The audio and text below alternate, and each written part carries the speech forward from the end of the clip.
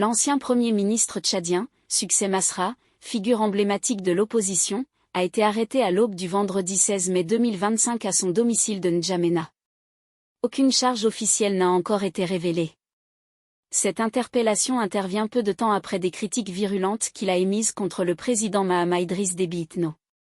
Il était exactement 5h56, selon le parti Les Transformateurs, lorsque des hommes armés, membres des forces de défense et de sécurité, ont pénétré dans le domicile de Masra, situé dans le quartier Gassi, dans le 8e arrondissement de la capitale. Les agents ont forcé les portes avant d'emmener l'ancien Premier ministre, qui se trouvait seul chez lui au moment des faits. Une vidéo de surveillance diffusée par son parti documente toute l'opération. Jusqu'à présent, ni sa famille ni ses proches collaborateurs n'ont reçu d'explication officielle. Une prise de parole du procureur de la République est attendue en fin de matinée pour éclaircir les raisons de cette arrestation.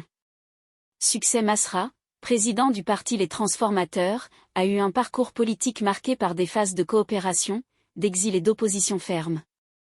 Longtemps critique du régime militaire en place depuis la mort d'Idriss Déby en avril 2021, il avait quitté le pays après la répression meurtrière des manifestations du 20 octobre 2022.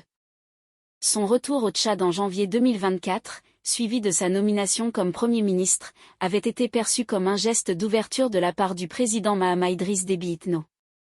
Mais très vite, les divergences entre les deux hommes ont refait surface.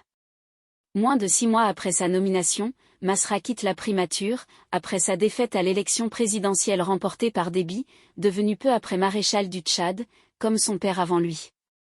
Le 29 avril 2025, dans un discours très critique, Succès Masra avait accusé le président Déby de trahir l'accord de Kinshasa, censé encadrer la transition. Il dénonçait alors des « changements cosmétiques » et la mainmise persistante de « forces d'influence nuisibles » sur l'appareil d'État. Ces propos avaient été jugés outranciers par l'entourage du président. Aucune preuve ne relie officiellement ces déclarations à son arrestation, mais leur proximité temporelle alimente les soupçons d'une manœuvre à motivation politique.